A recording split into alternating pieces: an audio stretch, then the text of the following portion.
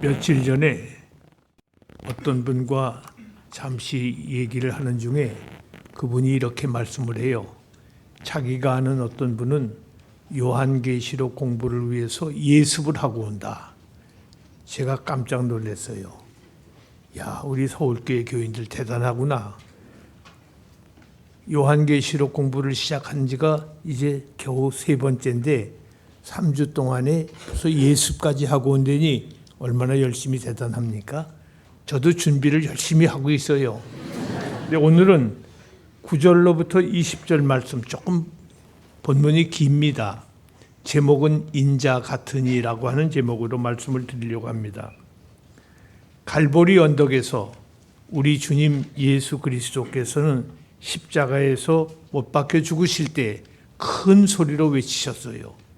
큰 소리로 외치셨습니다. 초대교회 성도들은 그분을 우리가 기다리던 메시아라 이렇게 믿으시면서 그 죽으심과 부활을 선포하는 설교를 열심히 했습니다. 예수님은 십자가에 죽으셨는데 그분을 부활하신 것을 믿고 그분을 설교하기 시작했던 것입니다. 그리고 그분의 인품, 그분이 어떤 분인가, 무엇보다도 그분의 위치, 그분이 하나님과 어떤 관계에 있었으며 우리에게는 어떤 분인가, 무엇보다도 그의 사역에 대해서 지금 사도 요한이 하나하나 계시를 받고 있습니다. 보통뿐이 아니다. 이분이 하신 일은 우리 역사에 2번 있을 수 있는 일이 아니기 때문에 아주 조용히 계시를 받고 있습니다. 사도 요한과 그가 받고 있는 하나님에 대한 비전에 관해서 요한은 자기에 관한 말씀뿐만 아니라 하나님에 관한 비전을 지금 듣고 보고 있는 것입니다. 7 교회에 보낸 편지를 보내면서 사도 요한은 자신을 오늘 읽은 본문에서 이렇게 말씀하지요. 너희의 형제요.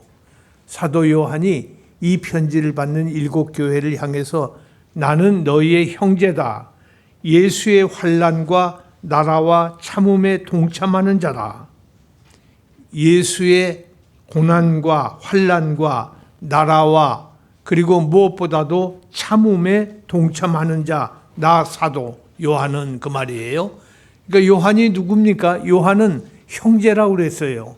형제라는 말은 여러분께서 이미 아시는 대로 육신의 형제도 대단히 중요하지요. 그러나 여기서는 영적 형제를 말합니다. 형제 간에는 영육 간의 형제는 높고 낮은 게 없어요. 형이 높고 동생은 낮다. 이놈 너 내 말 들어라. 내가 대장이다. 그렇게 하는 거 아니죠. 형제 간에는 은사는 다르지만은 은혜는 같아요. 같은 은혜를 받았지만은 은사가 다를 것뿐이지 형제 간에 높고 낮은 것이 없습니다. 사도와 선지자와 교사와 병 고치는 자와 이적 행하는 자 모든 사람이 하나님의 은혜를 받은 하나님의 형제들이에요. 그러나 각각 은사가 다르다. 다른 것뿐이지 은혜는 같은 은혜를 받고 있습니다. 우리 분명히 말씀을 합니다. 나는 너희의 형제요. 여러분 옆에 계신 분들이 다른 분이 아니에요. 형제예요. 어떤 분이 그럽디다. 아버지가 돌아가시니까 형제가 얼마나 중요한지를 그때서야 알았습니다. 왜? 장례식장에 외아들 혼자 앉아 있는 것, 혼자 서 있는 것 아주 보기 그렇게 좋지 않아요. 그래도 형제가 세상에 있을 때는 계실 때는 형제끼리 서로 다투고 뭐 울고 찢고 했지만은 그래도 어려운 일을 당하니까 형제들이 쭉 서 있는 것이 그렇게도 남보기에도 좋고 자신도 위로가 되더라 그 말이에요. 형제는 이렇게 아름다운 것입니다.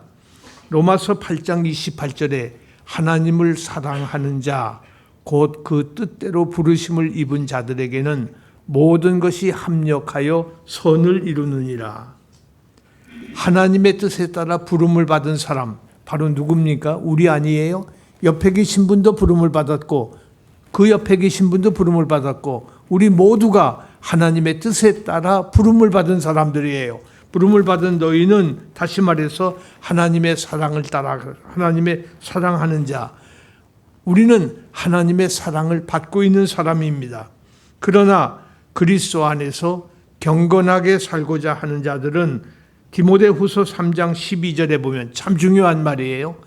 그러나 그리스도 안에서 경건하게 살고자 하는 자들은 박해를 받으리라. 박해를 받으리라. 이게 참 쉬운 말이 아니에요. 우리가 다 형제들인데 하나님의 사랑을 받은 사람이에요. 하나님의 사랑을 받은 사람인데 그리스도 안에서 경건하게 살고자 하는 형제들은 박해를 받으리라. 여러분, 박해를 받는다는 말이 쉬운 말이 아니죠. 박해를 받아보셨다면 더욱더 그 말이 얼마나 힘든 것을 아실 거예요. 그리스도를 사랑하는, 그리스도 안에서 경건하게 살고자 하는 사람은 박해를 받으리라. 여러분, 학생 시절에 공부를 잘해서 박해를 받는 것보다 어떤 박해가 있어요? 예수 잘 믿는다고 박해 받아보신 분 아마 있을 거예요. 예수 믿기 때문에 회사에서도 알고 모르는 박해를 받는 분도 계실 거예요. 형제간의 친척 가운데도 그런 일이 있을 겁니다. 환난을 함께 당하니 이런 환난을 함께 당한다는 사람을 가리켜서 우리는 형제라고 하는 거예요. 우리는 같은 환난을 겪고 있는 겁니다. 참 중요한 말입니다. 환난을 우리가 겪고 있는데 이 환난을 우리가 어떻게 겪고 있는가 보세요. 그리스도 안에서 선을 쌓으려면, 선을 이루려면 환난을 당한다. 고난을 당한다. 우리가 세상에서 고난당하는 것이 이상한 줄 여기지 말라고 그랬어요. 베드로전서 4장 12절 13절에 이런 말씀이 있습니다. 사랑하는 자들아, 너희를 연단하려고 오는 불시험 당하는 것을 이상한 일 당하는 것 같이 이상히 여기지 마라. 너희를 연단하려고 그랬죠. 우리를 연단시키려고 불시험을 준다 그 말이에요. 누가? 하나님께서. 비바람이 치는 황무지에서 자란 나무와 온실 속에서 키운 식물은 전혀 그 생명력이 달라요. 그 폭풍이 치고 바람이 불어치는 그런 가운데서 자란 나무는 뿌리를 깊이 내렸을 뿐만 아니라 여간에서 뽑히지도 않고 흔들리지도 않아요. 그러니까 연단하려고 너희에게 오는 불시험을 이상히 여기지 마라. 이상한 일 당하는 것처럼 여기지 마라. 너희를 하나님께서 사랑하시기 때문에 그런 연단에 불시험을 주는 것이다 그 말이죠. 우리가 시험을 당하고 어려움을 당한다고 해서 하나님이 나를 떠나신 것인가? 하나님이 나를 버리신 것인가? 하나님께서 우리 교회를 버리신 것인가? 천만의 말씀. 순교자가 왜 순교를 당해요? 순교자는 하나님을 누구보다도 가장 사랑하는 분이에요. 하나님을 위해서 목숨을 버리는 분이에요. 근데 그분이 순교를 당한단 말이에요. 왜 핍박을 당합니까? 하나님을 더욱 사랑하기 때문에 더 사랑하라고 그를 연단시키시려고 그 고난을 주시는 거예요. 오히려 너희가 그리스도의 고난에 참여하는 것으로 즐거워하고, 그리스도의 고난에 참여한다 그랬죠. 우리가 잘 아는 대로 그리스도의 남기신 고난에 참여하기를 원한다 그랬죠. 그리스도께서는 아버지 뜻을 이루기 위해서 십자가의 고난을 받으셨어요. 이것은 피동적으로 아니라고 그랬죠. 능동적이면서 피동적이에요. 피동적이면서 능동적이에요. 예수님은 십자가에 힘이 없어서 끌려가서 못 박히신 것이 아니라 능동적으로 자원하는 심정으로 십자가를 지신 거란 말이에요. 그렇기 때문에 고난당하는 일을 그냥 고난이 아니라 그리스도의 고난에 참여하는 것을 기뻐하라. 즐거워하라. 이는 그의 영광을 나타내실 때에 너희로 즐거워하고, 예수님이 영광의 재림을 하실 때에 그때는 예루살렘 베들레헴에 오신 초림하신 그런 아기, 힘없는 아기로 오시는 게 아니에요. 영광의 재림을 하실 때에는 천군 천사를 거느리고 오신단 말이에요. 그때 영광의 재림을 하실 때에 너희로 즐거워하고 기뻐하게 하려 함이라. 왜? 너희는 나를 위해서 고난을 받았다. 너희는 나 때문에 어려움을 당했고 그걸 참고 견디었다. 내 고난에 동참을 했다. 예수님께서 우리에게 상 주실 것을 분명하니 그 일을 기억하고 즐거워하고 감사하는 그런 사람이 되라 하는 말씀을 베드로전서가 말씀하고 있습니다. 사도 요한이 지금 이 말씀을 받고 있는 거예요. 그리고 그리스도의 증인으로서 증거함으로 인해서 그가 반모섬에 귀향살이를 가는 거예요. 유형을 갔다고 그랬어요. 반모섬은 에게 바다의 조그마한 섬이에요. 이것은 곡식이 자라질 않아요. 풀이 자라질 않아요. 그래서 이 반모섬을 불모지라고 그랬어요. 송구스럽습니다마는 이 가운데 제주도에서 오신 분이 계시면 용서하십시오. 우리나라도 오래전에 제주도는 귀향 가는 곳이에요. 사람 국가에서 큰 반역죄를 지거나 잘못하면 제주도로 사람 보내버렸단 말이에요. 거기 사람 살 곳이 못 된다고 해서 거기 가서 고생 좀 알아 해서 보내는 거예요. 그런데 지금 반모섬이 바로 그런 곳이었습니다. 그래서 반모섬으로 사도 요한이 하나님의 말씀을 증거하고 그리스도 예수를 증인이라고 해서 예수님이 부활하신 것을 증인으로 요한이 말을 하니까 너는 죄인이다 해서 잡아서 반모섬으로 귀향을 보낸 겁니다. 그런데 그때에 거기 가서 사도 요한이 그리스도의 임재를 체험하는 거예요. 예수님이 죽으신 분이 아니시고 그분이 부활하셔서 지금 거기에 다시 임재하시는 거예요. 그레셈 메첸이라고 하는 미국에 있는 제 모교인 웨스트민스터 신학교 설립자가 있어요. 그 메첸 박사는 그가 쓴 책에서 아주 중요한 말을 해요. 사도 바울이 본 부활하신 예수님을 다메섹 도상에서 만났지요. 근데 바울이 그 다메섹 도상에서 부활하신 예수님을 만났는데 그 예수님과 십자가에 못 박히고 그 이전에 가셨던 지상의 예수님을 동일시하는 거예요. 부활하신 예수님은 다른 분이 예수가 부활했고 이분은 다른 분이 고난을 당하시고 지상에서 어려움을 당하시고 기적을 행하시고 이런 분이 아니고 이분이 바로 이분이다. 이분이 이분이다. 그것을 그가 증명하는 거예요. 그것을 논지로 말하는 거예요. 얼마나 중요한 얘기입니까? 많은 사람들이 이 그리스도와 이 예수는 다른 분이라고 생각을 해요. 다르지가 않아요. 그래서 역사적 예수 문제라고 하는 신학자들의 논지가 있는데 이 역사적 예수라는 말은 지상에서 33년 동안 산 역사적 예수, 역사적으로 이 세상에 나타나신 그 예수와 그리스도, 신앙의 윤색을, 신앙의 옷을 입은 이 그리스도는 다른 분이다. 그래서 성경은 역사적 예수를 우리가 성경을 가지고는 만날 수가 없다는 거예요. 이건 전부 신앙의 윤색을 한 책이니까. 그게 저 유명한 독일의 불트만이라는 사람이 그렇게 말했어요. 이건 신앙을 가지고 후에 제자들이 쓴 것이기 때문에 이건 신앙의 안경을 가지고 쓴 것이기 때문에 예수를 봤기 때문에 여기서는 역사적 예수를 못 찾는다는 겁니다. 근데 사도 요한은 지금 부활하신 예수님의 증인으로 그가 말을 했다고 해서 너는 잘못된 정신병자고 너는 나라를 좀먹는 놈이니까 귀양 가라 해서 귀양살이를 하는데 거기에서 부활하신 예수님의 임재를 체험한 것이란 말이에요. 예수님을 만나게 된 것입니다. 세상 끝까지 내가 항상 너와 함께 있겠노라 하는 예수님께서 마태복음 28장 20절 이하에서 말씀했지요. 그 약속대로 세상 끝날까지 항상 너와 함께 있겠다는 말씀대로 사도 요한이 귀양살이를 갔든 본토에서 살든 어디에 있든지 주님은 거기 계신다 그 말이에요. 무소부재하신 주님께서 거기 계신다. 요한복음 14장 23절에 사람이 나를 사랑하면 내 말을 지키리니 내 아버지께서 그를 사랑하실 것이요 우리가 그에게서 가서 거처를 그와 함께 하리라. 사람이 나를 사랑하면, 여러분들이 예수님을 사랑하면 내 말을 지키리니, 우리 하나님의 말씀을 지키려고 힘쓰지 않습니까?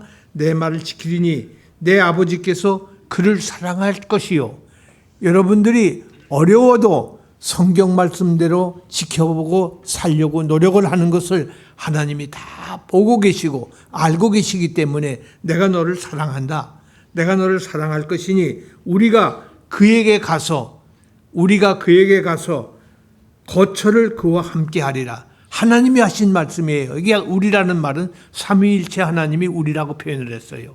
그 하나님이 내가 너희에게 가서 거처를 삼겠다. 너희 가운데 있겠다 이 말이에요. 우리 중에 있겠다 이 말씀입니다. 오늘 하나님께서 우리 가운데, 서울교회 가운데 임재하시는 줄 믿습니다. 네. 하나님이 계시기 때문에 우리는 하나님을 사랑하기 때문에, 하나님의 말씀을 지키고 있는 사람이기 때문에 하나님은 우리와 함께 계신다. 그렇기 때문에 어떤 폭풍이 불어와도, 어떤 곤고가 와도 두려워하지 않는 이유가 바로 거기 있습니다. 그러나 너희는 그를 아나니 그는 너희와 함께 거하심이요. 너희는 그를 아나니, 우리는 지금 세상 눈을 가지고서 예수님을 못 보지만은 그럼에도 불구하고 영적 눈을 뜬 사람들은 그를 알고 있어요. 예수님이 여기 계신 것을 우리는 믿음으로 본다 그 말이에요. 너희가 그를 아나니 그는 너희와 함께 거하시며 너희 속에 계시겠습니다. 주님이 우리 안에 계셔요. 우리 옆에 계시고 우리 앞에 계시고 우리와 함께 계신다 그 말이에요. 우리 중에 계신다. 그분이 바로 예수 그리스도 부활하신 분인데, 모든 환경에서 하나님은 우리를 버리시지 않았어요. 우리를 떠나지 않으셔요. 저를 잘 아는 어떤 장로님 제가 한 분 잘 알아요. 그분이 누군가 하니 제가 섬기고 있는 한국 기독교 학술원 이사장이에요. 그분 평범한 장로님이에요. 근데 그분은 저를 보고 늘 하는 말이 있어요. 목사님, 하나님께서 우리 대한민국 안 버리십니다. 반드시 쓰십니다. 반드시 쓰십니다. 그래요. 제가 장로님 어떻게 그걸 그렇게 확신을 갖고 말하십니까? 했더니 그분이 뭐라고 그러는 거 아니? 목사님이 가르쳐 주지 않았습니까? 하나님이 우리 민족 안 버리셔요. 왜? 이 나라 세운 사람이 누구예요? 독립군들이 세웠습니까? 미국이 세웠습니까? 아니에요. 하나님이 세우셨어요. 하나님이 일본의 그 포악한 그 군정을 다 물리치시고 대한민국을 세우셨단 말이에요.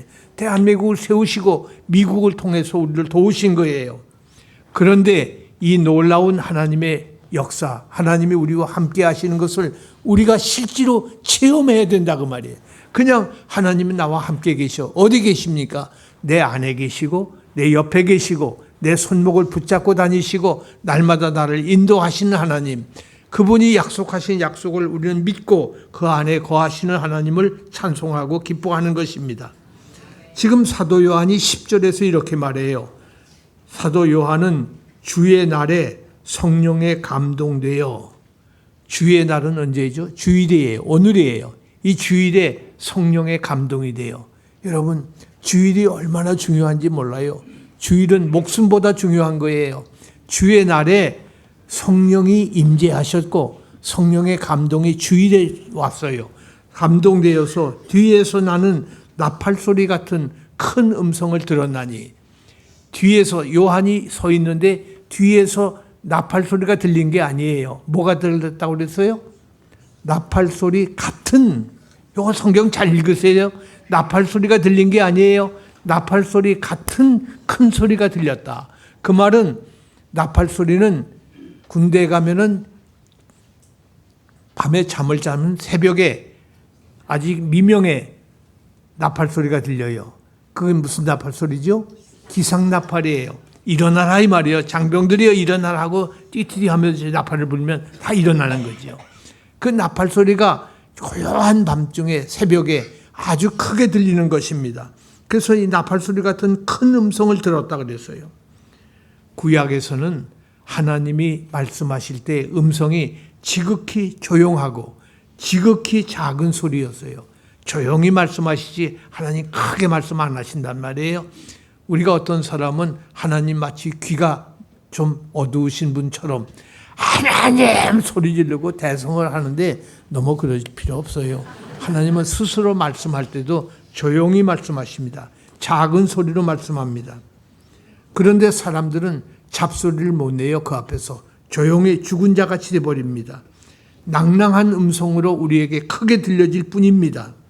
마치 수천 피트 높은 상공에 비행기가 날아가는데 그 비행기 소리 얼마나 광음이 요란합니까? 그런데 거기다가 파일로트, 그 비행기를 조정하는 그 파일로트의 그 운전석에 뚜껑이 열렸어요. 비행기 소리가 요란해서 아마 거기에 앉아있기가 어려울 거예요. 그런데도 이 소리를 땅에 닿는 기체가 땅에 착륙할 때 요란한 소리를 내고 있지만은 사실은 그 소리가 중요한 게 아니고 하나님의 음성은 내 귀에 그보다 더 크게, 더 조용하게, 더 우람하게 들리는 말씀입니다. 시편 46편 10절에서 이렇게 말씀했어요. 너희는 가만히 있어 내가 하나님이심을 알리라. 너희는 가만히 있어 내가 하나님이심을 알리라. 떠들 때 아는 게 아니에요. 조용히 있을 때 내가 하나님이심을 너희가 알게 될 것이다. 내가 문나라 중에서 높임을 받으리라. 내가 세상 중에서 높임을 받으리라 하시도다. 문나라 중에서, 모든 세계 열국 중에서, 그리고 세상 사람 중에서 내가 높임을 받으리라. 하나님께서는 아주 조용히 임재하십니다. 이사야는 그의 선지서 이사야서 첫 5장에서 특별히 우시야 왕이 죽었을 때에 주님의 비전을 봤어요. 하나님의 비전을 환상으로 이사야가 보고 있습니다.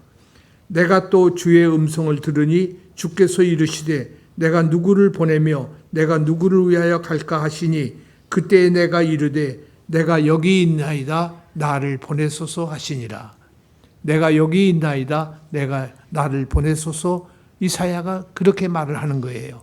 하나님께서 내가 누구를 보낼고 하실 때에 조용히 말씀하는데 이사야가 그걸 피할 수가 없어요. 왜? 너무 하나님의 말씀이 우람하고 그리고 웅장하게 들렸기 때문에 내가 여기 있습니다. 나를 보내소서. 그는 그 자리에서 즉답을 할 수밖에 없습니다. 지금 우리에게 말씀하시는 메신저로서의 하나님은 아주 긴급하게 나를 찾고 계셔요. 여러분을 찾고 계십니다. 하나님의 음성은 나팔 소리처럼 성령 충만한 사도에게 임한 거예요. 우리가 성령이 충만할 때 주일날에, 주의 날에 성령에 감동된 사도 요한에게 하나님의 음성이 들려지듯이 우리가 떠들썩할 때가 아니라 가장 조용한 시간, 고요하게 기도하는 시간, 하나님께서 내게 가장 또렷한 음성으로 말씀을 주십니다. 그런데 이상한 것이 있어요. 오늘 우리 한국말 성경을 보면 하나님이 무슨 말씀을 했는지 잘 이해가 안 돼요. 그런데 여러분 많이 아시는 영어 성경 중에 킹 제임스 버전이라고 하는 흠정역이라는 영어 번역 성경이 있죠. 그 킹 제임스 버전에는 이렇게 되어 있습니다. 그 음성은 나는 알파와 오메가요 처음과 마지막이라. 요 말이 나와요. 나는 알파와 오메가요 처음과 나중이라. 우리말 성경에는 그게 왜 없지요? 없는 이유가 있습니다. 우리가 현재 가지고 있는 신약 성경 사본, 원본은 잃어버렸고 사본이 한 5,000개 이상이 있어요. 그런데 제일 오래된 사본, 신약 성경 가운데 제일 오래된 사본이 신해산 사본이라고, 신해산 사본이라는 게 있는데 그 신해산 사본이 영국의 브리티시 라이브러리 도서관에 있어요. 국립도서관에 있어요. 그 도서관에 가면 이보다 큰 그 상자에 유리로 관을 해서 그걸 펴놨어요. 근데 그것을 이게 세계 제일 오래된, 가장 오래된 사본이니 얼마나 귀합니까? 그런데 이걸 볼 수가 없잖아요. 유리관 속에 들어있으니까. 그 구경만 했지요. 근데 지금은 그렇지 않아요. 제가 만일 요한계시록 1장 10절 말씀을 읽고 싶다 하면은 그 앞에 컴퓨터가 있어요. 가서 요한계시록 1장 10절 딱 치면 촥 거기서 화면에 딱 나와요. 그게 신해선 사본에 그것이 나온단 말이에요. 그러니까 얼마나 과학이 발달한 시대인지. 아무튼 이 4세기 때 것이 제일 오래된 신약의 사본인데 그 사본에는 나는 알파와 오메가요 처음과 나중이라는 말이 없어요. 사본에 없단 말이에요. 제일 오래된 사본, 제일 권위 있는 사본에. 그러니까 우리 한글 번역을 할 때에 번역자들이 제일 오래된 사본에 없는 것은 번역할 필요가 없다 해서 번역을 안 한 것뿐이에요. 여러분 헬라어 성경을 보면요. 헬라어 성경을 보면은 밑에 나눠주가 있어요. 각 주가 있는데 각 주에 A, B, C 하고 거기다 이렇게 나와요. 가령 요한계시록 1장 9절은 A란 말이에요. A라는 말은 certainty. 이거는 모든 사본에 확실한, 분명한 거예요. 그건 A예요. B라고 되면 1장 9절은 probability. 한 90%는 좋은데 한 10%는 의심이 가는 거야. C라고 된 것은 이것은 possibility. 가능성은 있지만은 그러나 정확성은 없어 하는 그런 것으로 학자들이 논쟁을 해서 거기다 표시를 해 놓은 거예요. 그래서 신약 성경을 읽을 때 우리 한글처럼 그냥 읽는 게 아니라 그걸 연구하는 사본학을 연구하는 분들이 또 있어요. 그 사본학이 굉장히 중요한데 거기서 아주 중요한 가장 오래된 신해선 사본에는 나는 알파요 오메가라 처음과 나중이라는 말씀이 거기는 없기 때문에 우리 한글 성경에는 그게 빠져 있는 것입니다. 아무튼 그럼에도 불구하고 이 말씀을 하시는 분은 분명히 주 예수 그리스도 부활하신 그분이 하신 말씀이면 틀림이 없습니다. 그런데 그 음성이 어떻게 들렸는고 하니 명령형으로 들렸어요. 명령형이 뭔지 알지요? 물 좀 가져와라. 내가 목이 마르니 물 좀 가져와라. 가져오라는 게 명령이죠. 남에게 명령하는 게 명령 아닙니까? 그런데 뭐라고 말씀드리는 거 아니? 내가 본 것을 말이죠. 두루마리에 써서 보고 그대로 잊어버리지 말고 본 것을 두루마리에 있는 것. 두루마리라는 말은 성경이죠. 그 유대 사람들은 두루마리 책에다가 뭘 쓰잖아요. 그 두루마리에다가 내가 본 것을 쓰라 말이에요. 써서 그것을 7교회 에베소, 서머나, 버가모, 두아디라, 사데, 빌라델비아, 라오디게아 7교회에 각각 보내라. 이 말씀이 명령으로 나왔어요. 굉장히 중요한 말입니다. 무슨 말인고 하니 사도 요한이 말로 전하는 것도 중요하지만은 말로 하면은 때로는 그것이 과장을 할 수가 있어요. 사람이 말로 할 때 과장을 한단 말이에요. 그러니까 과장하지 말고 글로 써서 내가 본 것을 글로 정확하게 써서 그것을 7교회에 보내라. 다니엘서 8장 26절에서 다니엘 역시 하나님의 비전을 봅니다. 하나님의 환상을 봐요. 그때 이미 말한 바 주야에 대한 환상은 확실하니 너는 환상을 간직하라. 이는 여러 날 후의 일임이라 하더라. 환상, 비전이죠. 비전을 확실하니까 이것을 잊기 전에 네가 본 것을 간직하라. 잘 간직하라는 말은 기록해두라 그 말이죠. 다니엘서 12장 4절 9절에도 같은 말이 있어요. 다니엘아 마지막 때까지 이 말을 간수하고 이 글을 봉합하라. 많은 사람들이 빨리 왕래하며 지식이 더하리라. 그가 이르되 다니엘아 갈지어다 이 말은 마지막 날 때까지 간수하고 통합할 것이니라. 간수하라. 잊어버리기 전에 잘 간수해서 적어놔라 그 말이죠. 지금 아주 중요한 말씀을 지금 사도 요한이 체험을 하고 듣고 있는데 이 말은 요한만이 그런 것이 아니라 다니엘도 같은 체험을 하고 있는 거예요. 말씀을 기록하라는 겁니다. 말씀을 잊어버리기 전에 말로만 전하지 말고 기록으로 전해라.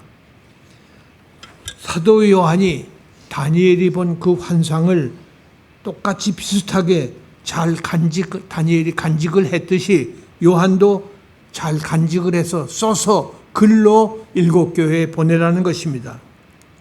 요한계시록 22장 10절 다시 말해서 계시록 끝부분에서 이렇게 말씀합니다. 이 두루마리의 예언의 말씀을 인봉하지 말고 때가 가까우니라. 때가 가까우니 인봉하지 말고 인으로 봉해서 그걸 열지 말고 감춰두지 말고 때가 가까우니 이걸 빨리 보내라 그 말이죠. 많은 사람들이 때가 가깝다는 이 말에 대해서 조롱을 합니다. 지금이 몇 년도예요?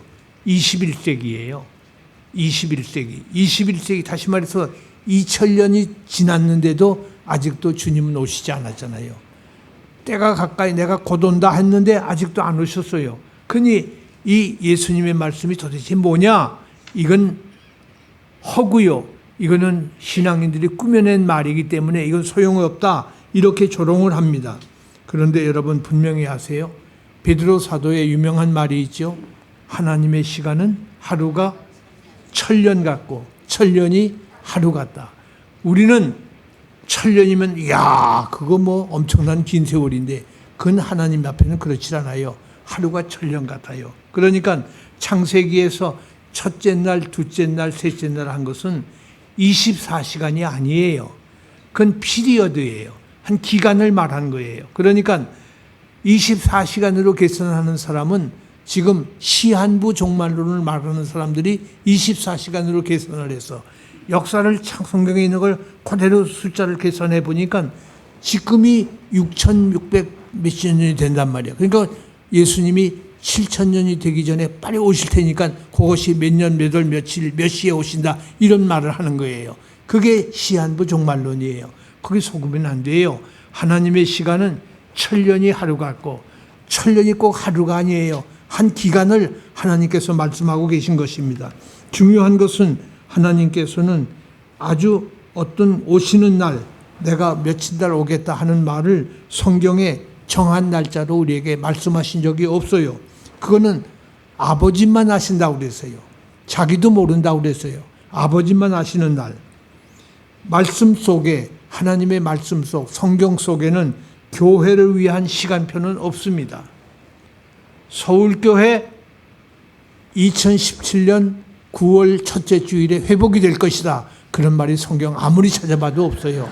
그런 말씀 성경에서 찾으려고 애쓸 필요 없어요. 정한 시간을 하나님이 성경에서 주질 않습니다. 주께서 오실 날이 가깝다 하시는 말씀은 불신자들에게와 신자들에게 각각 이해가 달라요. 불신자들은 절망적으로 그날이 가까운 것이 두려운 것입니다. 그러나 신자에게는 영광스러운 그날이 올 것을 기다리는 거예요. 그러니까 같은 날인데 가깝게 온다는 말을 한쪽에서는 두려움으로 떨고 있고 한쪽에서는 가깝게 기쁘게 기다리고 있는 거예요. 모세가 불타는 숲을 바라보면서 여호와께서 떨기나무 가운데서 그를 불러 이르시되 모세야 모세야 하시매 그가 이르시되 내가 여기 있나이다. Here I stand. 내가 여기 있나이다. 사도 요한이 하나님을 보기 위해서 뒤를 돌아봤어요. 말씀이 등 뒤에서 났다고 그랬잖아요. 그 뒤를 돌아봤단 말이에요. 봤더니 뭐가 보입니까? 나팔 소리 같은 큰 음성이 들렸다고 그랬어요. 등 뒤에서 소리가 나서 돌아보니까 등 뒤에서 큰 음성이 들렸습니다. 그게 10절 말씀이에요. 여기 중요한 말이 나요. 하나님께서 떨기나무 숲 가운데서 불 속에서 하나님이 임재하신 것을 모세는 봤지요. 여기서는 나팔 소리 같은 큰 음성 속에서 하나님이 임재하신 것을 만나게 되는 거예요. 이 말은 뭔고 하니 떨기나무 숲을 본 것은 뭐로 봤어요? 눈으로 봤어요. 눈으로, 시각적으로. 큰 음성은 뭐로 들었어요? 귀로, 청각으로 들었어요. 그러니까 눈과 귀, 시각과 청각으로 지금 하나님의 임재를 체험하는 겁니다. 시각과 청각으로 체험을 하는데 교회의 역사는 우리의 일상생활 속에서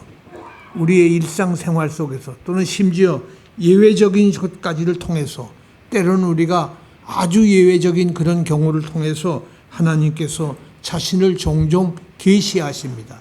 계시하시는데 지금의 계시는 옛날 사람처럼 꿈에 계시하거나 혹은 어떤 일을 통해서 계시하시는 것이 아니라 말씀을 통해서만 계시하셔요. 왜? 마지막 날에는 아들 예수 그리스도의 계시라고 했기 때문에 아들의 계시는 말씀이 육신이 되어야 했으니 말씀 계시란 말이에요. 말씀을 이미 주셨기 때문에 모든 계시는 말씀 속에 있는 것입니다. 말씀으로 계시를 주시는데 그 계시를 우리가 들어야 됩니다. 무슨 계시를 봤습니까? 등 뒤를 보니까 소리가 들렸다고 그랬는데 그가 응시한 것이 있어요. 등 뒤를 보고서 발견한 것이 있어요. 7 금촛대를 그가 보게 된 겁니다. 7 금촛대를 보았습니다. 여기 7 금촛대가 뭔지 우리는 잘 몰라요. 여러분 보고 일곱금초대라면 그게 뭘까? 뭐 별의 해석이 다 나올 거예요. 그런데 하나님께서는 그걸 미리 아시고 우리에게 정확하게 대답을 주십니다. 20절에 뭐라고 그랬어요? 다 함께 읽겠습니다. 20절 말씀.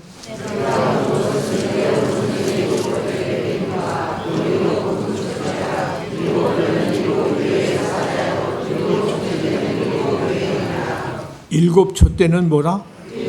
일곱 교회니라. 완전한 교회를 말한단 말이에요. 완전수. 모든 지상의 교회에게 주는 편지예요. 이 일곱 금촛대를 발견했다. 이 일곱 금촛대라는 말은 촛대는 빛의 근원은 아니에요.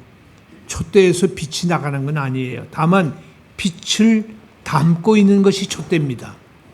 빛을 담고 있는 것, 빛을 나르는 것이 촛대입니다.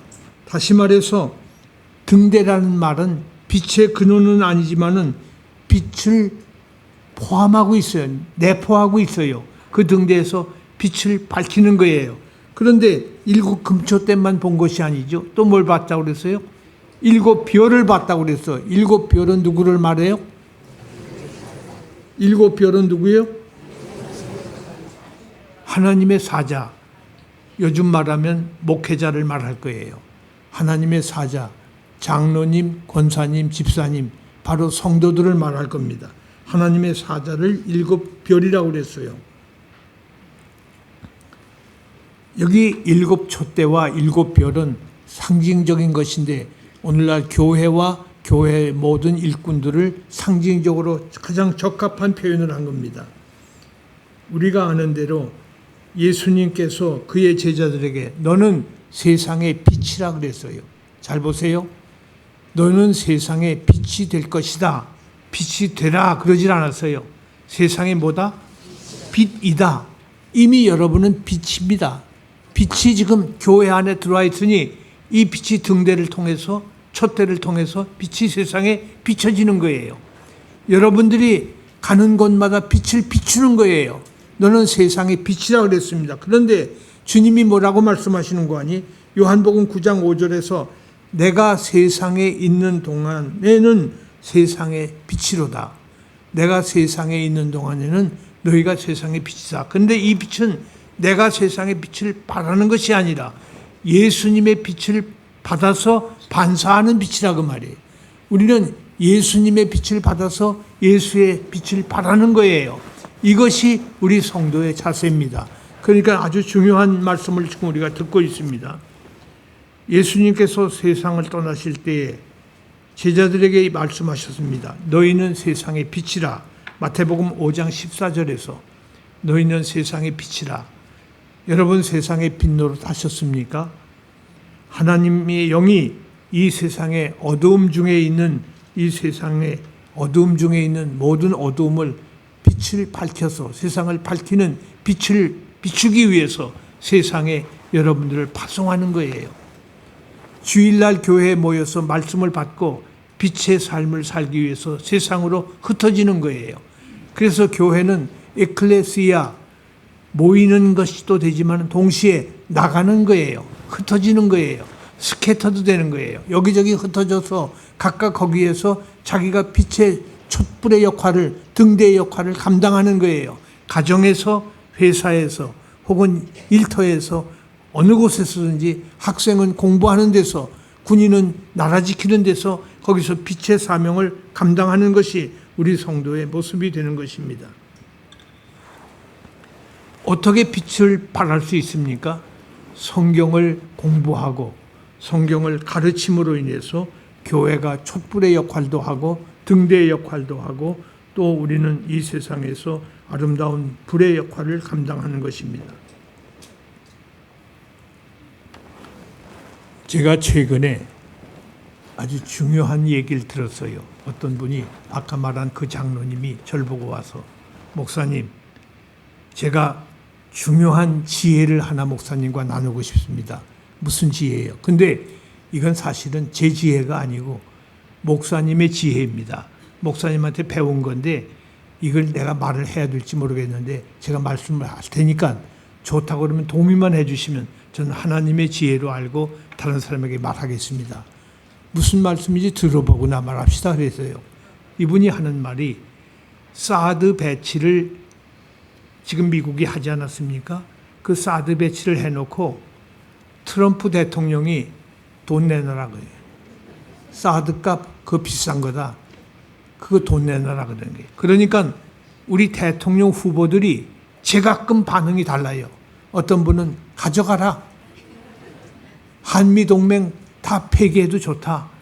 미군 철수해도 좋다. 이렇게 말하는 사람도 있고, 어떤 사람은 국회 통과도 안 하고 이게 뭐냐, 이건 안 된다. 국회 통과해야 된다. 어떤 사람은 그거 뭐 그럴 거 있나, 환경평가도 못했다. 안 된다 그는.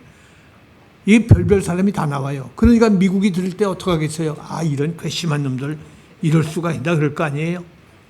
근데 자기가 그 뉴스를 들으면서 무슨 생각을 했는 거 아니에요? 목사님, 난 목사님한테 배웠어요. 뭘 배웠어요? 제가 지난 9월 달에 그리고 여름에 미국을 지난해에 2번 갔다 왔어요. 2번 갔다 온 이유는 한국에 북핵이 너무 공격을 가하고 위험하니까 30명 미국 사절단을 만들어서 군인들 별 4개짜리들 또 3개짜리들, 그리고 군인만이 간 것이 아니라 국회의원, 장관, 그리고 목사님들 막 각계의 중요한 분들을 30명을 끌고 미국을 방문했어요. 미국을 방문해가지고 뭘 했는고 하니 미국의 워싱턴 DC에 갔단 말이에요. 워싱턴 DC에 가서 제일 먼저 찾아간 것이 코리안 워 메모리얼 파크, 한국 전쟁 기념공원이 있어요. 거기에 한국 전쟁에서 출전한 군인들이 비옷을 입고 전투에 나간 그 장면을 전부 모니먼트로 만들어 놨어요. 그걸 보면서 제가 거기다가 제 같이 가신 분들이 화환을 준비해 와서 저를 보고 화환을 바치라고 그래서 거기다 화환을 바쳐놓고 묵념을 했어요. 제가 묵념을 하면서 막 눈시울이 뜨거워서 울고 견딜 수가 없었어요. 이 미국의 젊은이들이 대한민국을 얼굴이라 알았습니까? 이름을 안 사람이 있습니까? 어떤 사람은 캘리포니아에서 왔고, 어떤 사람은 뉴욕에서 왔고, 어떤 사람은 시카고에서 왔고, 각 주에서 온 사람들이 5만 명, 5만 1,000몇 명이에요. 미군이 한국 전쟁대에 와서 전사를 했어요. 여러분 상상을 해보세요. 우리 한국 같으면 남의 나라 가서 5만 명이 죽는다는 일을 상상을 할 수 있겠어요? 근데 5만 명 이상이 한국 와서 죽었어요. 나는 그때 그 공원에 가서 그 장면을 바라보면서 막 너무 눈시울이 뜨거워서 한참 울었다고요. 눈물을 닦았어요. 그리고 바로 국회의사당에 간 거예요. 국회의원들이 33명 정도, 그 국회의사당 앞이 잔디밭이 굉장히 넓거든요. 거기 다 모여왔어요. 우리가 특별 초대를 했거든요. 그냥 국회의원들이 아니에요. 그게 상임위원장, 무슨 외교분과위원장, 무슨 위원장 하는 이들만 모셨어요. 제가 연설을 했어요. 뭐라고 그랬는고 하니, 여러분, 우리가 여기 온 것은 뭘 베깅하러, 뭘 얻으려고 온 거 아닙니다. 우리가 여기 온 것은 감사하러 왔습니다. 그랬어요. 감사밖에 할 게 뭐가 있습니까? 대한민국이 세워진 것은 미국 때문에 세워졌고, 아까 말씀했지요? 일본 군인하고 독립군이 싸워서 우리나라 세운 거 아니잖아요. 그렇다고 독립운동가들이 전술이 좋아서 이겼습니까? 아니잖아요. 독립군조차도 해방되는 날을 알지도 못했어요. 미국 아니었으면 우리나라 해방 못됐어요. 대한민국 1948년 대한민국이 시작한 날도 미국이 없이는 시작이 안 됐어요. 민주공화국을 세울 수가 없었어요. 그런데 미국 때문에 우리가 나라를 세웠고, 가장 가난한 세계 1등 빈국이, 가장 세계에서 가난한 나라가 지금 경제 대국, 10대 대국에 들어가서 지금 남의 나라를 원조를 받던 나라가 원조하는 나라가 되었으니 이게 얼마나 감사하냐. 나는 여러분에게 감사하기 위해서 여기 여러 대표들을 데리고 여기까지 왔다 그랬더니 막 박수를 치고 막 좋아서 줄 줄 몰라요. 하원 외교분과위원장이 나와서 답사를 하면서 이런 말을 해요. 오늘 우리 미국이 세계 여러 나라를 많이 도왔다. 많이 파송을 했다. 그런데 한국처럼 이렇게 중요한 인사들 30명이 집단으로 와가지고 우리에게 옛날 얘기를 하면서 감사하다는 말을 전해준 것은 한국이 처음이다 이거야. 한국이 너무 놀랍다고, 정말 한국이 감사하다고 그래요. 저는 그때 뭘 해달라는 말 한마디도 안 했어요. 그 다음에 갔을 때는 제가 똑같이 워싱턴, 뉴욕의 유엔본부, 그리고 시카고, 이번에는 LA까지 갔어요. 로스앤젤레스에 가서 한인 동포 집회를 했어요. 한인 동포들이 예수 믿는 사람만 모인 게 아니고 불신자 한인회가 종원이 돼가지고 한인회가 주체가 돼가지고 다 모이는 거예요. 5천 명이 넘는 그 사람들이 들어가는 어떤 강당을 산 교회가 있어서 거기서 모였어요. 근데 거기에 놀랍게도 지난번에 봤던 하원 의원 중에 외교분과 위원장이 거기 참여를 할 줄 누가 알았습니까? 근데 제가 설교를 끝나고 났더니 그분이 다 통역을 가지고 들은 거예요. 한인들 모임에 와가지고 듣고서 절 보고 와가지고 닥터리 당신이 원하는 게 뭐냐 그래요. 그 제가 아니 당신이 원하는 게 나는 없다고 그랬더니 말을 하래요 자꾸. 그래서 그러면 내가 정말 기도하는 제목을 하나 말해주마. 그건 뭔고 하니 우리 한국이 지금 북한의 핵 위협을 받고 있어. 근데 이 북한의 핵 위협은 우리가 막으려면 우리도 핵무장을 해야 될 거 아닌가. 근데 지금 우리가 세계 핵의 조항에 의해서 다른 핵이 확산되는 건 안 되니까 우리가 핵을 무장할 수는 없지 않은가. 우리가 핵을 만들면 아마 대만이 만들 것이고 일본이 만들 것이고 아시아의 핵 도미노가 일어나서 세계가 불바다가 될 것이다. 근데 우리는 핵을 못 만든다. 기술이 없는 게 아니다. 우리가 핵 원자로가 지금 세계 수출 1등으로 많이 하는 나라인데 그거 못하겠는가? 우리도 할 수 있다. 다만 우리는 세계 평화를 위해서 핵을 안 만든다. 그러니 미국이 우리에게 핵우산을 씌워달라. 미국이 핵우산을 우리에게 씌워주고 우리를 북한으로부터 보호해달란 말이야. 난 그걸 원했다. 그런데 그러려면 어떻게 할까? 핵우산을 씌우는데 비행기가 왔다가 B1이 왔다가 그 이튿날 돌아가는 거 말고 군함이 저 남해바다 동해바다에 왔다 그 이튿날 돌아가는 거 말고 아야 전술핵 무기를 한국에 배치해라. 전술핵 무기는 핵을 실은 그 무장한 그것이 전에 있었어요 우리나라에. 그런데 북한이 우리 한반도 비핵화를 하자고 그래서 우리가 그 비핵화에 따라서 한국은 미군의 핵무장이 다 물러갔단 말이에요. 근데 북한은 그때부터 핵을 만들기 시작한 거예요. 이런 거짓말쟁이한테 우리가 70년 동안 속았다. 그러니 더 이상 속을 수가 없으니 너희도 속지 말고 우리에게 전술핵 무기를 달라 그랬더니 알겠다고. 너희가 원하는 것이 뭔지를 알았으니까 반드시 국회에서 이것을 실현하겠다고. 최근에 여러분 뉴스 들으셨어요? 트럼프가 전술핵 무기도 지금 테이블 위에 올려놨단 말이에요. 지금 이런 일들이 벌어지고 있는 거예요. 그래서 아까 말한 그 장로님이 하시는 말씀이 제가 목사님한테 배운 게 뭔고 하니 사드 값 내라고 그러면 우리 가서 준다고 그럽시다. 가서 대통령이 방문하든가 특사를 보내서 얼마요? 그까지 계산하려면 하자. 그러나 한 가지 기억을 하십시오.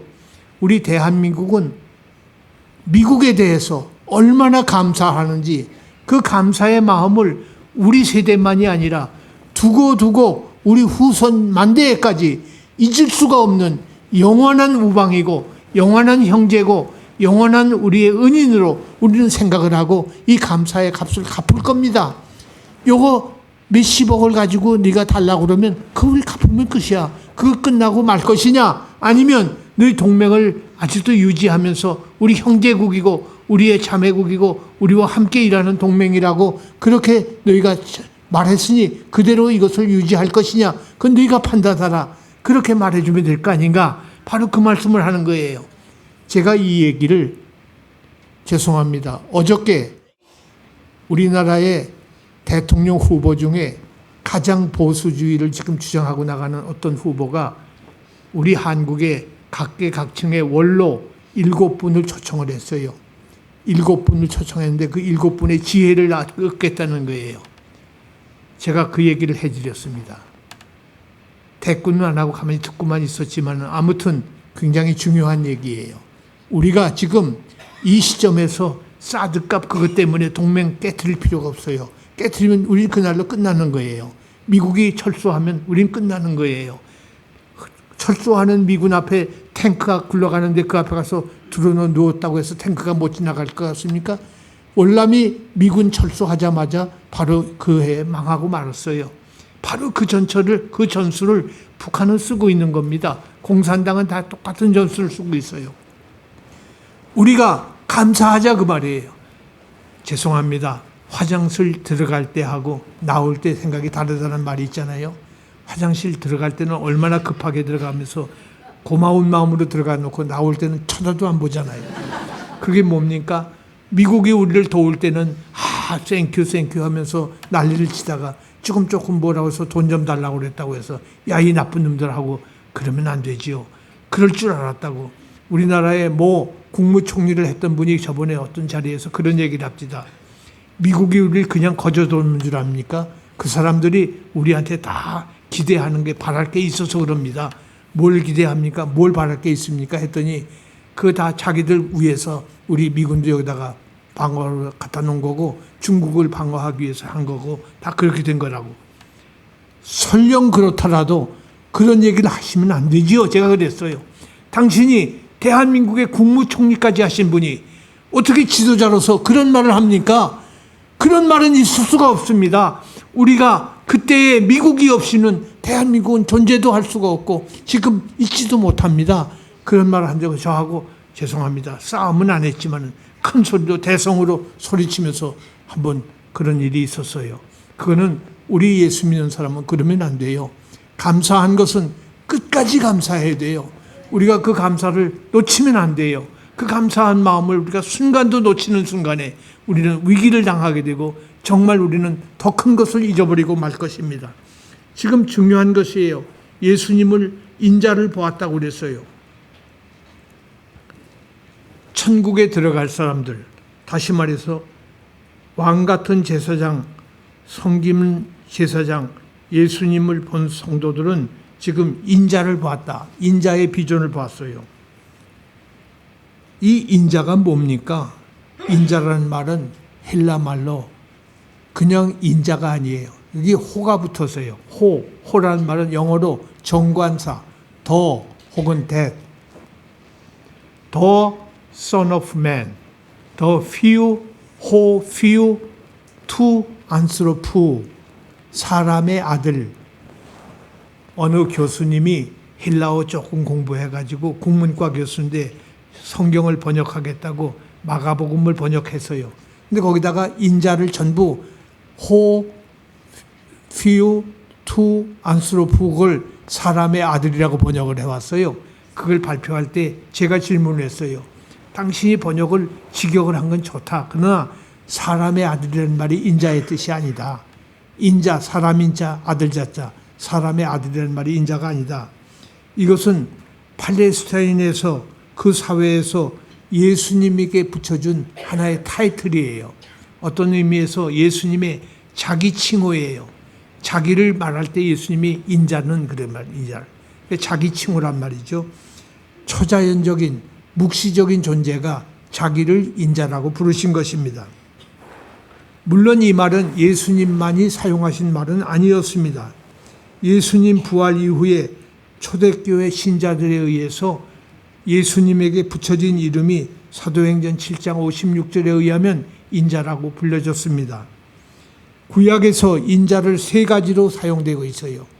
구약을 보면 우선 에스겔서에서는 인자가 나오는데 에스겔서를 다 보세요. 여러분 기억하실 거예요. 인자야 혹격으로 불러요. 그냥 인자라고 안 그러고 인자야, 인자를 부르고 있습니다. 혹격으로. 종류나 이름을 부르듯이 인자야 혹격으로 부르는 것이 에스겔서예요. 그런데 다니엘서 7장을 펴보세요. 다니엘서 7장에서는 특별한 환상 속에서 인자 같은 이라는 말이 나옵니다. 무슨 말인고 하니? 다니엘 7장 4절을 보면 사자와 같은데 독수리의 날개가 있고, 여러분 사자에게 날개 있는 거 보셨어요? 근데 사자가 아니라 사자 같은데 독수리의 날개가 있단 말이에요. 그러니까 이건 동물학의 분류에 의하면 사자 종류는 아니죠. 날개가 있는 사자가 어디 있습니까? 또 사람의 마음을 가졌다 그랬어요. 그러니까 이게 사자가 아니에요. 사자 같이 보일 뿐이에요. 5절을 보세요. 곰 같은데 몸 한쪽을 들었고 곰이 한쪽을 들고 다닙니다. 그런 곰이 어디 있어요? 이 사이에 새 갈빗대를 물었고 이 사이에 새 갈빗대를 물고 다닙니다. 그러니까 이건 곰 같은데 많은 고기를 먹는 자, 이것이 곰 같은데 곰은 아니에요. 그리고 6절을 보면 표범 같은데 그랬어요. 표범 같은데 네 날개가 있고, 표범의 날개가 어디 있어요? 네 날개가 있고 짐승의 머리 넷이 있고. 그런데 13절에 보면 아주 놀라운 말씀이 있어요. 다니엘서 17장 13절에 인자 같은 이가 그랬어요. 사람의 아들 같은 이가 그게 인자인데 그 인자 같은 이에 인자가 아니에요. 사실은 사람 같은 이가 하늘 구름을 타고 온다. 사람이 어떻게 하늘 구름을 타고 옵니까? 근데 인자 같은 이가 하늘 구름을 타고 온다고 다니엘이 환상을 보고 있는 거예요. 비전을 보고 있는 거예요. 여기서 인자가 아니에요. 인자 같은 이라고 그랬어요. 이것은 인간과 다르고 천사와 다르고 하나님 자신과도 구별된 대조적으로 보이는 것이 바로 인자 사상임을 민수기 23장 19절에서 그리고 시편 8장 4절에서 각각 우리에게 보여주고 있습니다. 그 인자는 특별히 복음서에서 이제 말씀한 대로 혹은 that son of God, 바로 그 사람의 아들, 그 사람의 그 아들, 다른 아들이 아니에요. 피오, 그 아들. 요 호가 중요합니다. 이건 아람어 성경으로 읽어도 정관사가 반드시 붙어 있어요. 그러니까 인자 사상을 말할 때 그 아들이에요. 다른 아들이 아니에요. 바로 메시아 예수님을 말씀한 것이다. 인간을 말하긴 하지만은 비정상적인 인간이에요. 이분은 예수님이에요. 분명히 인간의 모습을 갖고 오셨지만은 그분은 우리와 같은 인간은 아니라 그 말이죠. Like a son of man, 사람의 아들과 같은 그런 분입니다. 지극히 높은 분, 다시 높은 분의 성도, 우리 예수 믿는 사람들을 또 가끔 다니엘서 7장에서는 성도들을 인자라고도 표현했어요. 또 집단적으로 이스라엘을 인자라고도 부르기도 했습니다. 메시아 혹은 예수님께서 이 집단주로 심판주로 오시는 분을 인자라고 말하기도 했습니다. 특별히 인자를 잘 이해하려면 공관복음서를 보면 알아요. 마가복음, 마태복음, 누가복음을 보면 세 가지로 설명합니다. 지상의 예수님을 말할 때 인자라고 말씀합니다. 2장 10절, 2장 27절, 28절. 인자가 땅에서도 죄를 사하는 권세가 없는 줄로 아느냐. 인자는 안식일에도 주인이니라. 지상의 예수님을 인자라고 그랬어요. 동시에 예수님의 고난받는 예수님을 말할 때 인자라고 그랬어요. 8장, 9장, 10장, 14장 등등에서 예수님의 고난을 말할 때 인자가 고난을 받아야 이 말씀이 전부 고난과 연결이 되어 있어요. 동시에 인자는 예수님이 영광 받으실 예수님을 말할 때 역시 인자라고 말합니다. 지상의 활동, 고난의 예수, 영광의 예수를 말할 때 인자라고 쓰는 거예요. 이 말씀이 누가복음에도 같고 요한복음에도 마찬가지예요. 마태복음에도 마찬가지예요. 이것이 전부가 다 공관복음서, 심지어 사복음서에도 마찬가지입니다. 특별히 요한복음에서는 인자는 선재하신 프리익시스텐셜, 그러니까 존재하기 전에 그 이전의 영광을 말할 때 인자라고 그랬습니다. 십자가 사후에, 십자가에 죽으신 이후에 영광을 받으시는 분을 인자라고 표현을 했어요. 하나님의 메신저, 영생을 가져다 주는 분, 생명을 주시는 분을 인자라고 했습니다. 이렇게 인자 같은 이가 지금 사도 요한에 의해서 나타나신 거예요. 그분을 보게 된 거예요. 요한이 이상한 걸 본 게 아니에요. 인자 같은 이를 보게 된 것입니다. 부활하신 예수 그리스도의 비전을, 저는 환상이라는 번역보다 비전이라는 것이 더 좋습니다. 비전은 하나님의 계시에 의해서 가장 놀라운 말씀으로 우리에게 주어지고 있습니다. 그가 본 것은 7별은 7교회의 사자라고 그랬죠. 7별은 7교회의 사자라는 말은 별은 빛을 발하는 것이 별이에요. 해의 빛을 받아서 그걸 반사하는 게 별들이죠. 발광체는 아니죠. 그러니까 모든 성도들은 하나님 예수 그리스도의 빛을 받아서 그 빛을 반사하는 거예요. 오늘 지나가던 사람들이 서울교회 예배당 잘 졌네. 서울교회 가서 예배드리자. 그러고 오는 사람 거의 없어요. 여러분들이 가정에서나 일터에서 사회생활을 할 때 만난 사람들이 여러분의 반짝이는 그 빛을 보고 나도 예수 믿으면 좋겠어 하고 따라오시는 거예요. 그게 전도란 말이죠. 우리가 각각 소금과 빛의 사명을 감당하는 하나님의 놀라운 별들이 되시기를 간절히 소원합니다. 스데반도 예수님을 비전으로 봤어요. 사도 바울도 예수님을 만났지요.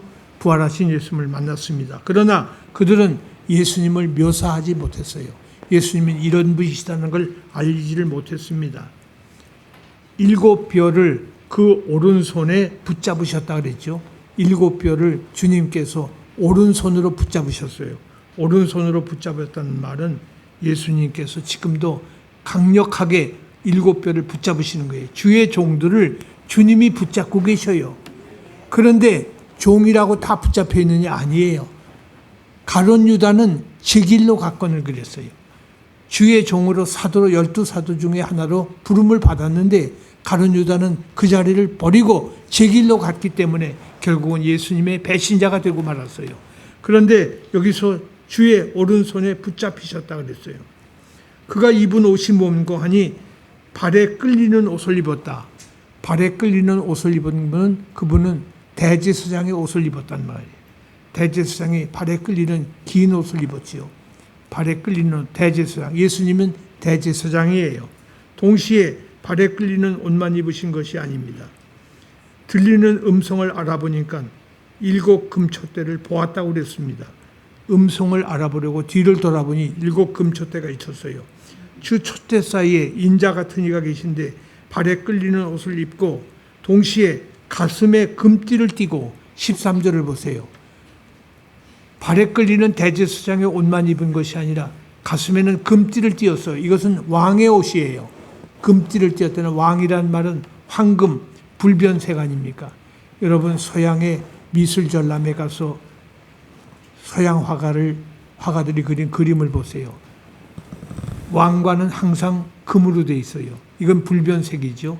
예수님은 그릴 때 여기다 왕관을 씌워서 금관을 쓰고 번쩍은 면류관을 쓰잖아요. 그건 불변색이에요. 영원성을 말하는 거죠. 그런데 여기서 왕관을 쓰신 분은 바로 대제사장이면서 동시에 군왕, 왕중 왕이시다. 우리가 아는 대로 메시아라는 말이 뭡니까? 메시아는 구세주라는 말인데 메시아라는 말은 기름 부음을 받은 자. 누구에게 기름을 부었죠? 제사장에게, 왕에게, 또 하나 누구죠? 선지자에게. 왕과 제사장과 선지자에게 기름을 붓는 거예요. 그분이 메시아예요. 그 메시아로 오신 분이 예수님이에요.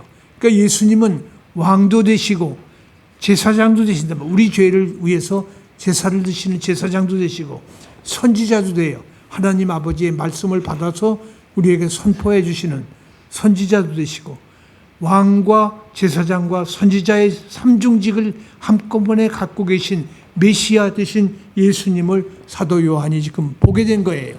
놀라운 발견이죠. 그의 머리와 털의 희기가 양털 같고 눈 같으며 다니엘 7장 9절에 의하면 그 머리는 그리스도의 영생, 동시에 털의 희기가 양털같이 시다는 말은 성결, 주님은 아주 성결하신 분이에요. 죄가 없으신 분입니다. 그 눈은 불꽃 같고, 불꽃은 뭡니까? 전지하시다가 말이에요. 밝은 걸 밝히 보이죠? 이 불꽃이 없으면, 이 불이 없으면 제가 이 노트를 읽을 수가 없어요. 그러니까 예수님은 불꽃 같은 눈을 가지셨다는 말은 어제도 보시고 오늘도 보시고 내일도 보십니다. 모든 것이 어두움이 없어요. 세상 모든 것을 전지하시는 분이에요. 5월 9일 누가 대통령에 당선될지 아는 사람 아무도 없어요. 누구만 아십니까? 예수님만 아셔요. 예수님이 불꽃 같은 눈을 가지시고 5월 9일도 이미 보고 계셔요. 보고 계셔요. 제가 어저께 글을 하나 썼어요. 새 대통령에게 바라노라. 난 누가 대통령이 될지 몰라요. 그분이 보수주의자인지 아니면 진보주의자가 될지 아직 몰라요. 그런데 새 대통령에게 바란다 하는 그것을 제가 글을 썼어요. 참 중요한 얘기예요. 왜 그렇습니까? 우리는 하나님 앞에 기도하고 하는 일이니까 하나님께서 역사를 함께 하실 줄 믿기 때문에 불꽃 같은 눈은 우리에게 없지만 주님은 갖고 계시니 주님을 모시고 주 앞에서 시대를 보는 눈을 갖고 글을 쓸 수밖에 없습니다. 그의 발은 풀무불에 단련한 빛난 주석 같고 초림하신 예수님은 십자가에 못 박히셨어요. 발에 못 박히셨지요. 그러나 재림하신 예수님은 그 발로 원수를 짓밟으실 발이에요. 연약한 발이 아닙니다. 그 발은 주석 같다. 빛난 주석 같이 단단한 발이에요. 빛난 주석 같고 그의 음성은 맑은 물소리와 같으며 맑은 물소리라는 말은 여러분이 잘 아시는 대로 파도 소리가 불가항력적입니다. 파도가 집더미만한 파도가 밀려오면 군함도 모두 다 날아가 버리잖아요. 그 하나님의 임재를 말하는 거예요. 그 음성이 맑은 물소리와 같이 불가항력적인 하나님의 신성을 의미합니다. 오른손에 7 별이 있고 아까 말씀드렸죠. 모든 교회는 하나님의 장중에 있다. 오늘 모든 교회는 하나님의 장중에 있어요. 하나님의 뜻에 어긋나서 딴 길로 가라고 그러면 하나님께서 그 손을 놔버리시는 거예요. 내 길로 가라. 그건 결국 지옥으로 가는 거예요. 잘못된 길로 가는 거예요. 그래서 세계에 교회들이 세워졌다 없어지고 사라지는 교회도 많이 있습니다. 오늘 교회가 똑같은 교회가 아니에요. 우리가 이제 7교회에 대해서 말씀을 하나하나 배우겠지만 어떤 교회는 책망만 받은 교회가 있어요. 어떤 교회는 칭찬만 받은 교회도 있고 어떤 교회는 책망과 칭찬을 동시에 받은 교회도 있어요. 우리가 어디에 속했는지 우리도 찾아야 될 것입니다. 그의 입에서 좌우에 날선 검이 나오고 여기 검이라는 말은 말씀을 말합니다. 모든 교회는 하나님의 말씀을 선포해야 돼요. 그리고 그 얼굴은 해가 힘있게 비치는 것 같더라. 여기 해가 힘있게 비친다는 말은 태양을 비추면 태양의 색깔이 뭡니까? 7가지 색깔로 나타나잖아요. 프리즘으로 나타나는데 그리스도의 우염이 예수님의 모습이 태양빛과 같이 아름답게 보인다 그 말이에요. 그것을 이렇게 표현했어요. 해가 힘있게 비치는 것 같더라. 더욱 놀라운 것은 이제 마지막으로 17절로 20절에 계시자의 명령이 나옵니다. 자, 내가 이런 예수다. 내가 이런 너희에게 말하는 명령자다. 그분이 누구인가? 그 말씀이 17절로 20절에 있어요. 시간이 너무 많이 갔기 때문에 이 말씀은 다음으로 연결하겠습니다. 제가 다음 주일은 어버이 주일이기 때문에 제가 낮 설교를 하려고 그래요. 그렇기 때문에 주일 저녁은 제가 건강상 문제, 건강이 아니라 체력이 딸리져서 저녁 설교는 못할 것 같아요. 그러니까 그 다음 주간에 이 말씀을 계속해서 이었겠습니다.